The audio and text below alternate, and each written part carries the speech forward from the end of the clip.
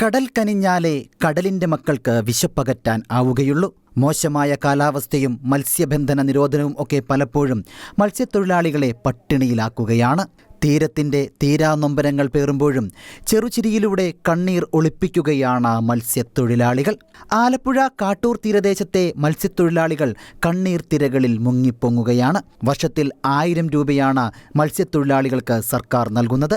തുച്ഛമായ ഈ പണം പോലും സമയത്തിന് അവർക്ക് നൽകുന്നില്ല എന്നതും ഇവരുടെ വലിയൊരു പരാതിയാണ്. കടൽക്ഷോഭം അനുഭവപ്പെട്ടുകൊണ്ടിരിക്കുകയാണ്. അതായത് എല്ലാ ആഴ്ചയിലും പ്രകൃതി ഇത് തന്നെ ദുരന്തമാണ്. അത് കാരണം മത്സ്യത്തൊഴിലാളികളെ ഞങ്ങളാകെ പട്ടിണിയിലും വറുതിയിലുമാണ്. സർക്കാരിൻ്റെ ഭാഗത്തുനിന്ന് ഞങ്ങൾക്ക് പട്ടിണി കിടക്കുമ്പോൾ 1000 രൂപയാണ് സർക്കാർ തരുന്നത്. അത് പട്ടിണികളൊന്നും മരിച്ചാലും ഇതുവരെ കിട്ടിയിട്ടില്ല. മരിക്കാറാകുമ്പോഴാണ് ഈ 1000 രൂപ കിട്ടുന്നത്. അപ്പൊ സർക്കാരിന്റെ ഭാഗത്തുനിന്നും പാർട്ടിക്കാരുടെ ഭാഗത്തുനിന്നൊക്കെ രാഷ്ട്രീയപരമായിട്ടൊക്കെ ഞങ്ങളെ പിന്നോക്ക രീതിയിലാണ് കാണുന്നത്. അപ്പൊ മത്സ്യത്തൊഴിലാളി മേഖല ആകെ മത്സ്യത്തൊഴിലാളി അവരെ അങ്ങനെ ഒരു വകുപ്പ് ശ്രദ്ധിക്കുന്നില്ലെന്ന് തോന്നുന്നു കേട്ടാ. ഏത് സർക്കാരായാലും മത്സ്യത്തൊഴിലാളി മേഖലയെ അവഗണിച്ചിരിക്കുക. ഞങ്ങളിപ്പോ വലപ്പണിയാ എല്ലാവരും കൂടി അടുത്ത പണിക്ക് പോകാൻ വേണ്ടി ഉള്ള റെഡി ആയിട്ടിരിക്കണം. അപ്പൊ ഒന്നാമത്തെ മാതിരി ഒരു മാസത്തിൽ 2 പ്രാവശ്യം ന്യൂനമർദ്ദമാണ്. പിന്നെ ആകെ ഒരു മാസത്തിൽ ഒരാഴ്ച 7 ദിവസത്തെ പണിയൊക്കെ എടുക്കാൻ പറ്റും. അപ്പൊ ബാക്കിയുള്ള ദിവസങ്ങളൊക്കെ ഞങ്ങളെപ്പോലുള്ള പാവപ്പെട്ടവർ പട്ടിണിയില്ല. എല്ലാം കടവും വിലവും മേടിച്ചിട്ട് ഇപ്പൊ ഈ വരപ്പണി തന്നെയാണെങ്കിലും ഉടമക്കാരൻ 19,000 രൂപ ചിലവാക്കിയാണ് ഇപ്പൊ ഇത് ചെയ്യുന്നത്. ഇതിന്റെ മുതലോകരി തീരുന്ന മുമ്പായിട്ട് അടുത്ത ന്യൂനമർദ്ദം കൊടുക്കും.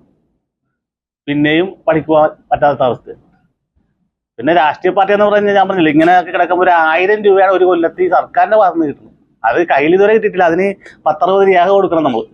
ആധാറ് അതിന് തന്നെ 10-60 രൂപ ചിലവാണ് ഞങ്ങൾക്ക് ഈ സാധനം എടുക്കാൻ വേണ്ടി പോകുന്നത്.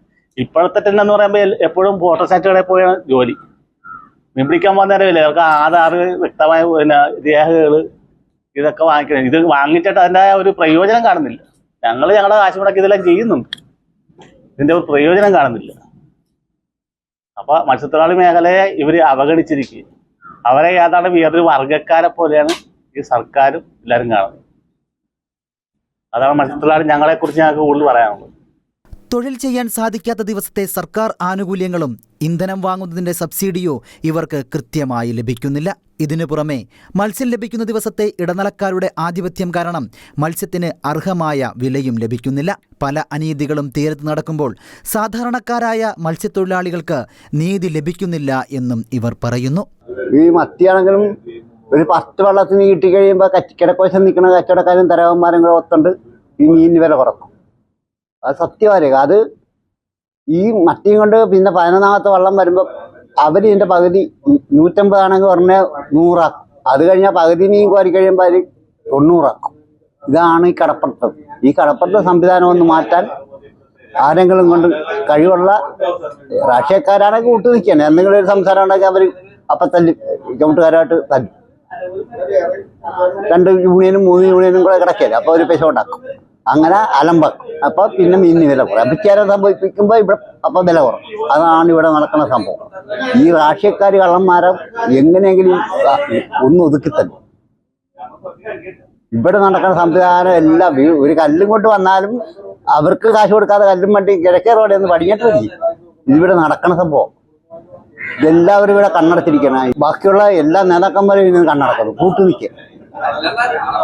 പിന്നൊരു ഉടക്കുണ്ടായി കഴിഞ്ഞാൽ ഇവിടെ സംവിധാനം ചുമട്ടുകാരാണെങ്കിൽ ആ പാവപ്പെട്ട ചുമട്ടുകാരായിട്ടുണ്ട് അങ്ങനെയൊക്കെയാണ് സംഭവങ്ങൾ നടക്കുന്നത്. ഇതിനെപ്പറ്റി ആർക്കും ഒന്നും മനസ്സിലായി. ഇത് പഴയ കാലം തൊട്ട് നടക്കുന്ന അടിമത്തമാണ്. ഇതൊന്ന് തീർക്കാൻ ഇവിടുത്തെ ഈ സർക്കാരിനെ കൊണ്ട് സാധിക്കും. പക്ഷേ സർക്കാർ അതിന് മുൻകൈ എടുക്കും.